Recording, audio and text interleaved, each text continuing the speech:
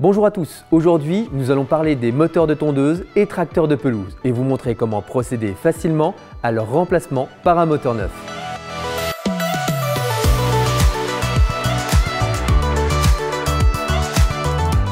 Un remplacement de moteur est une méthode simple et économique pour redonner une deuxième vie à votre tondeuse ou tracteur de jardin.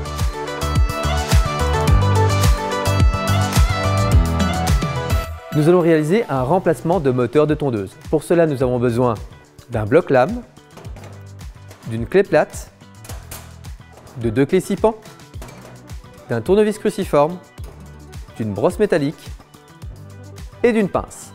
La première étape, c'est de mettre la tondeuse en mode sécurité. Pour cela, on va enlever le capuchon de la bougie et on va la basculer en arrière. Pour remplacer un moteur, la première chose à faire, c'est d'enlever la lame, son support ainsi que la courroie. Puis on passera au côté moteur. On utilise le bloc lame, puis on prend une clé 6 pans pour démonter la lame. Quand il y a beaucoup de choses à démonter, pensez bien à tout disposer de façon à pouvoir le remonter facilement sans se tromper. Ensuite, nous allons démonter le carter courroie. On retire le carter courroie délicatement. On retire le support de lame en faisant attention à la courroie et à la petite clavette à l'intérieur. On enlève la courroie du support de lame et on prend la pince pour retirer la petite clavette. Dès qu'on a retiré le support de lame et la clavette, on va remettre la tondeuse en position horizontale. Ensuite, il y a deux choses à faire, enlever la corde de lanceur et le câble de frein moteur. Alors pour la corde de lanceur, c'est très simple, il suffit simplement de l'enlever de son support.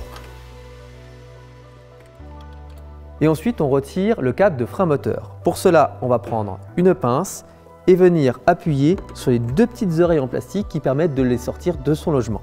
On retire le câble de frein moteur et après, il y a un système un petit peu comme un petit S qu'on va venir sortir de la petite boucle qui est à l'intérieur. Dernière grande étape, on va enlever les vis de fixation moteur et ça se déroule par le dessous. Pour démonter les vis de fixation moteur, on va avoir besoin de deux clés, une pour dévisser et une autre pour maintenir. Quand vous démontez la dernière vis, faites attention au basculement du moteur. Retenez-le avec l'autre main. On remet la tondeuse à l'horizontale, ça sera plus simple pour sortir le moteur. Et voilà, le moteur est enlevé. On prend un moteur neuf et on le remet en place. Pensez à récupérer les vis sur l'ancien moteur. Il y en a toujours une de plus longue, c'est celle du carter courroie. Après avoir remis les vis en place, on va basculer la tondeuse en arrière, mais attention à bien retenir le moteur pour pas qu'il ne tombe. Et on va venir mettre les écrous en place. Après avoir remis les écrous en place, on va utiliser les deux clés pour les resserrer. Pensez à bien serrer fermement. Basculez la tondeuse à nouveau à l'horizontale pour remettre en place les différents câbles. On va commencer par le câble de frein moteur qui se remet dans son logement et avec la petite partie clipsée à remettre sur le support.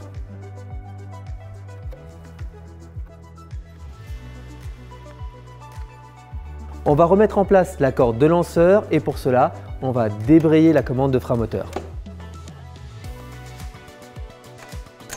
Et pour finir, on va remonter le support de lame avec sa courroie et fixer la lame pour terminer.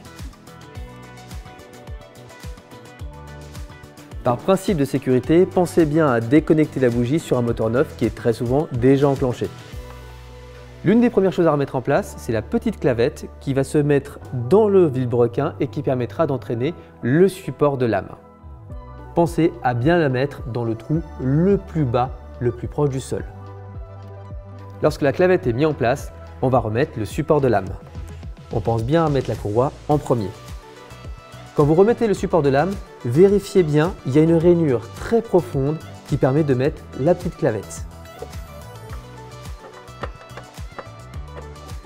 Étape suivante, on remet le carter courroie. On va remettre en place la lame. Il faut savoir qu'il faut garder le biseau dirigé vers le haut, à savoir vers la tondeuse. Pensez à utiliser les tétons de centrage pour bien mettre la lame dans son support. Serrez fermement la lame. Retirez le bloqueur de lame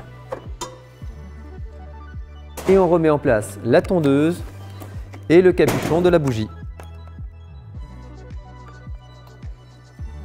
Et voilà, votre moteur est remplacé.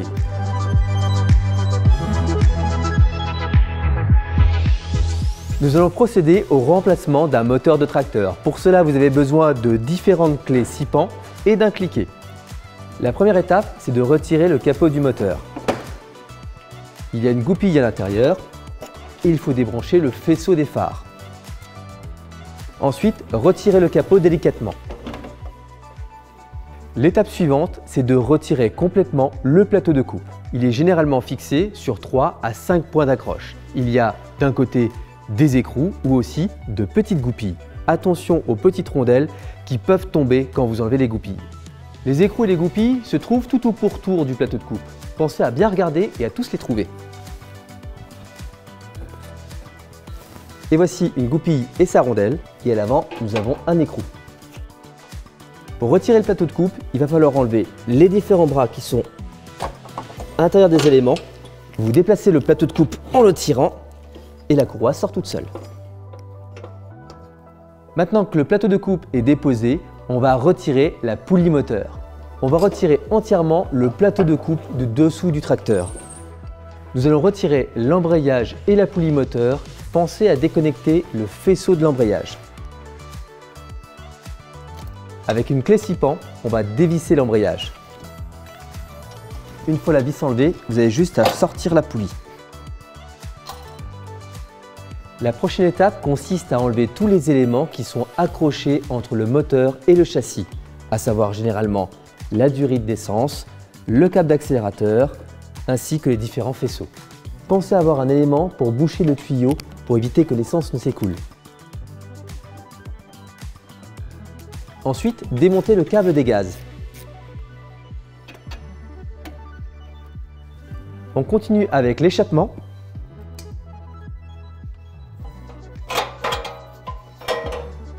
Et pour finir, on va enlever les vis de fixation moteur. Une fois les différentes vis de fixation moteur retirées, on va pouvoir déposer le moteur.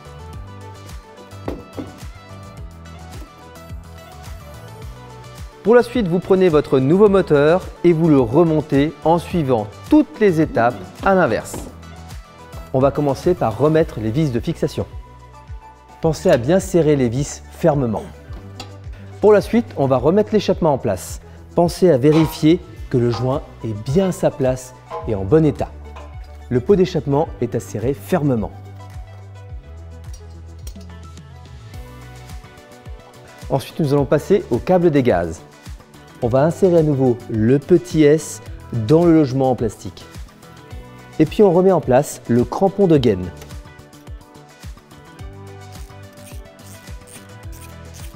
Pour la suite, on va remettre la durite à essence.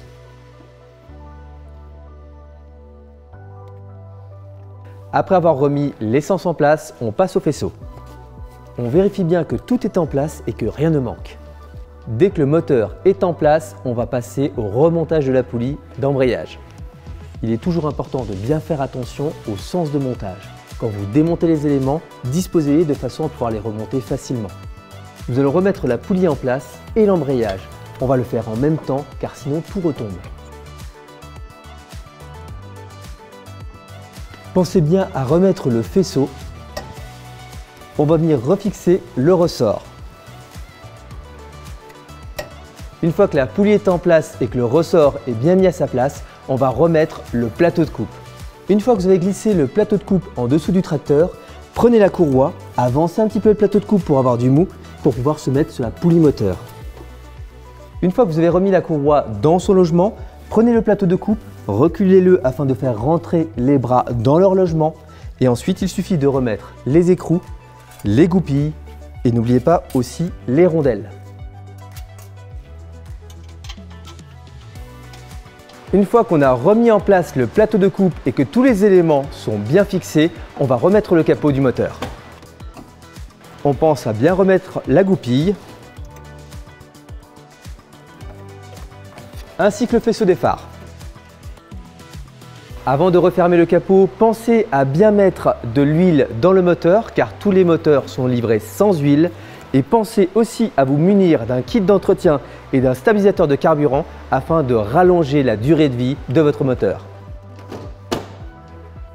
Et voilà, vous savez tout à présent pour remplacer un moteur de tondeuse et de tracteur tondeuse. N'oubliez pas que les moteurs sont livrés sans huile et que l'essence doit être traitée avec le stabilisateur Briggs & Stratton pour faciliter le démarrage et éviter les problèmes de carburant qui représentent 80% des pannes moteur.